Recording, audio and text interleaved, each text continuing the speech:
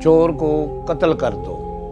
रसूलुल्लाह सल्लल्लाहु अलैहि वसल्लम के ज़माना अक़दस में एक आदमी नबी पाक सल्लल्लाहु अलैहि वसल्लम के सामने चोरी के इल्ज़ाम में पेश किया गया।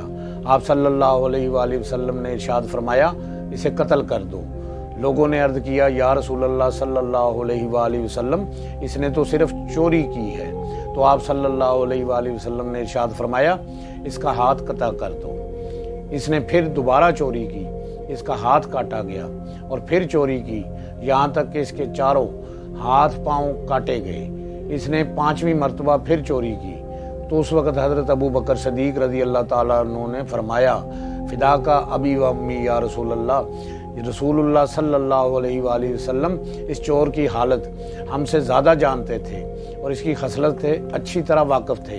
इसी बिना पर आप सल्लल्लाहु अलैहि वसल्लम ने इस चोर को कत्ल करने का हुक्म दिया था। हज़रत अबू बकर सदीक रज़ी अल्लाह ताला अन्हु ने इरशाद फरमाया, इसे ले जाओ और कत्ल कर दो। तो लोगों ने इसे कत्ल कर दिया।